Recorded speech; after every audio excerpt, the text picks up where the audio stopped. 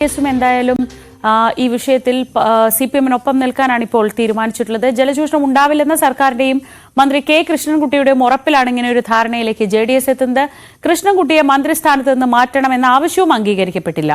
ഒരു വർഷത്തേക്ക് മന്ത്രിസ്ഥാനം ഏറ്റെടുക്കാൻ തയ്യാറല്ല എന്ന മാത്യു ടി തോമസിന്റെ നിലപാടാണ് കൃഷ്ണൻകുട്ടിക്ക് തൽക്കാലം രക്ഷയായത്.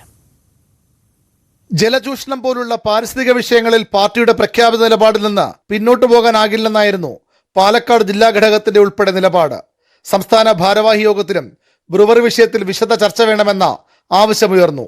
കൊക്കക്കോള കമ്പനിക്കെതിരെ സമരം നയിച്ച ജനതാദൾ എങ്ങനെ ബ്രുവറിയെ പിന്തുണയ്ക്കുമെന്നായിരുന്നു ചോദ്യം.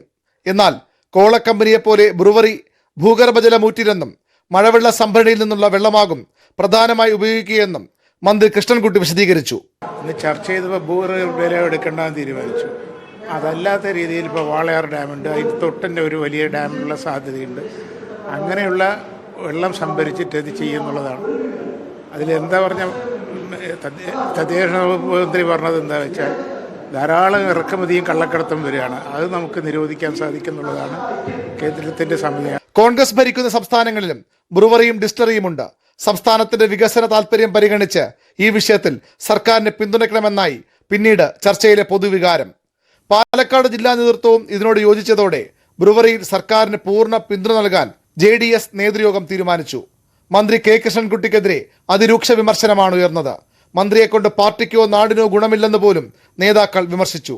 ജില്ലാ പ്രസിഡന്റുമാരിൽ ഭൂരിഭാഗവും മന്ത്രിയെ മാറ്റണമെന്നാവശ്യപ്പെട്ടു. എന്നാൽ അത്തരം ചർച്ചയുടെ പോലും ആവശ്യമില്ലെന്നും മന്ത്രിയാകാൻ താൻ തയ്യാറല്ലെന്നും സംസ്ഥാന പ്രസിഡന്റ് മാത്യു ടി തോമസ് നിലപാടെടുത്തു. പാർട്ടിക്കും പ്രവർത്തകർക്കുമുള്ള പരാതികൾ പരിഹരിക്കുമെന്നും ഒന്നിച്ചു പോകാമെന്നും കൃഷ്ണൻകുട്ടിയുടെ അഭ്യർത്ഥന.